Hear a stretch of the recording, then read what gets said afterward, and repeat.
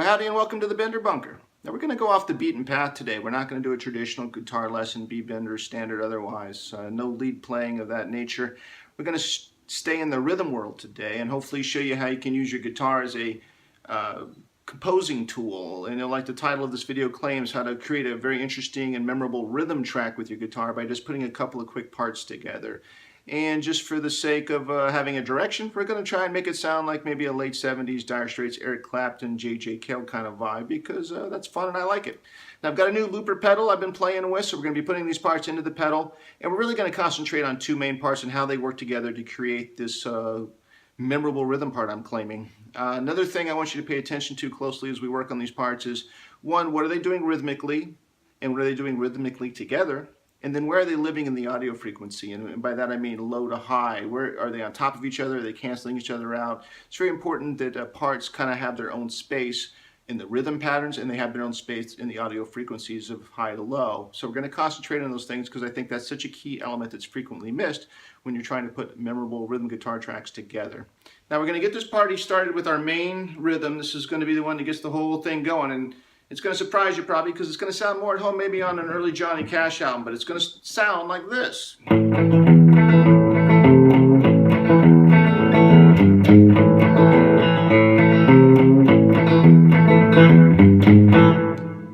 Okay, so what's that doing? That's obviously setting the tempo of the song for us. We've got everything else has got to follow that tempo if it's going to be on the same song. It is setting a percussive rhythm with the pick, so it's kind of getting our percussion going. And it's also living on the bottom of the audio frequency. It's got a lot of low E on it, and unless I retune this guitar, we're not going any lower than that. So we're on the low end of the audio frequency. We've got a very percussive track going, and we set the tempo of what's going to come after us. So what I've done to save time is I've taken that exact part, already put it in the looper pedal, and it sounds like this.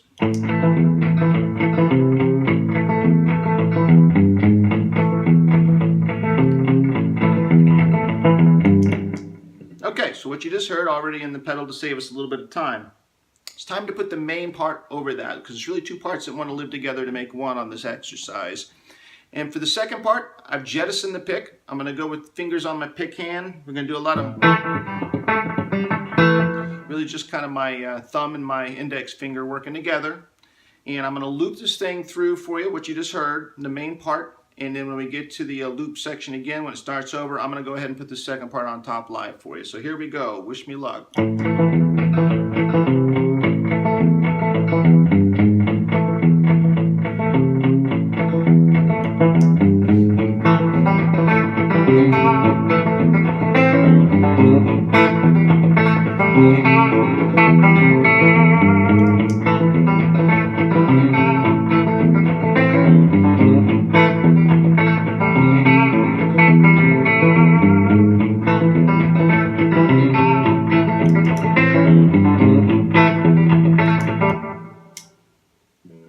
Okay, so we got those two parts together now. And they're bouncing off each other. Now, I'll play you that part here in isolation. It was kind of just basically...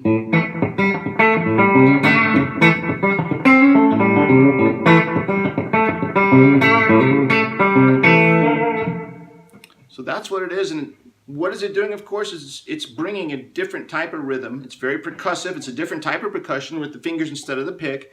And it's percussing things at a different pace and a different rhythm than the original part, working hopefully in conjunction with it. It's also at times, when I'm up here especially, it's kind of jumping up into what the mid-range of the audio spectrum is. So the first part's living down there on those bottom two strings, where now we're bringing kind of our G string into the mix quite a bit. And it's jumping out at us. So we've got the bottom end, and now we've very adequately, hopefully, filled that mid-range. So again, listen to that now. And also, I'd like to think kind of as that first main part is kind of on the 2 and the 4, and this is playing on the 1 and the 3 on the beat. So when you put them all together, it's a full beat. They're bouncing on each other. The train's heading in the same direction, but it's kind of got this bounce to it because they're playing off each other percussively. So listen for that as I play the loop again.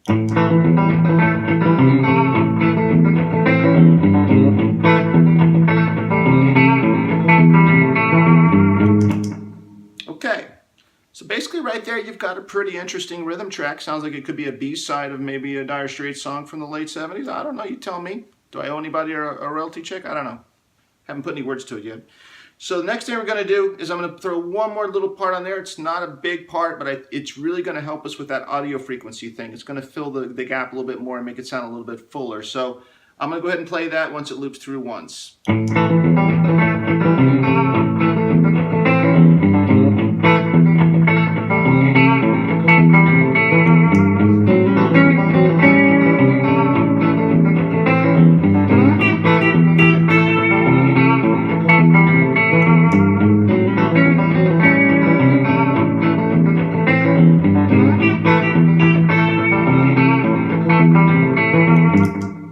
Okay, so what I did there was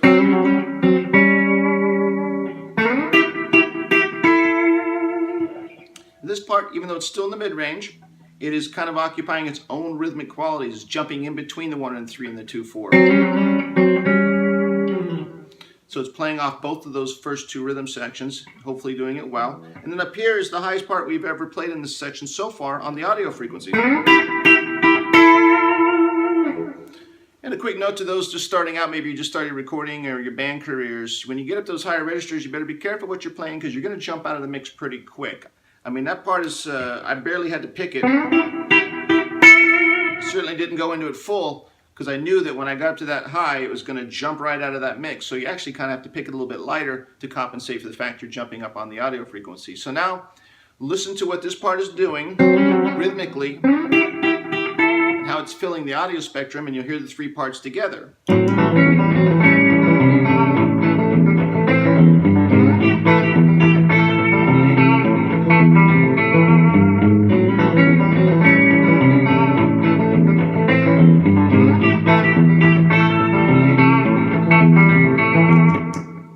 Okay, so basically we're done here. Anything above and beyond here is probably a little too much icing on the cake if you ask me. But, you know, we've got a little bit of time to kill, and I've got a free looper pedal. That doesn't cost you anything to put more tracks. So I'm going to add one little extra part in here that's going to go against everything we've done rhythmically and kind of do its own thing. So loop through once, and then I'll play that part for you live.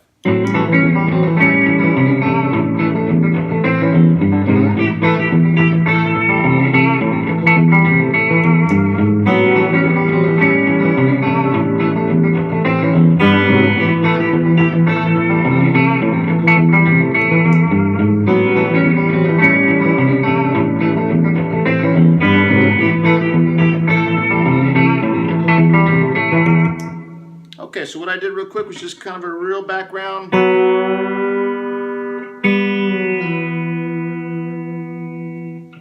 And I'll add one more little part just to kind of show you that, again, that's not doing any kind of rhythm that's been done before, so it's not really jumping out other than the fact that it's living in its own rhythm quality.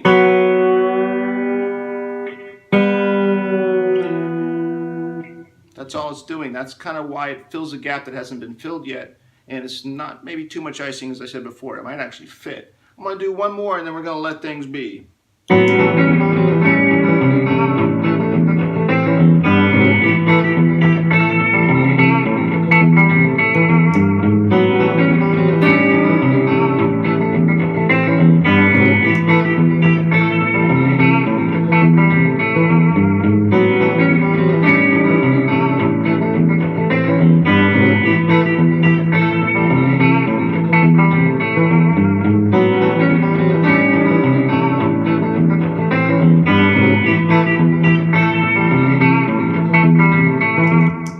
Okay, so there you have it. Hard to believe we went from a Johnny Cash record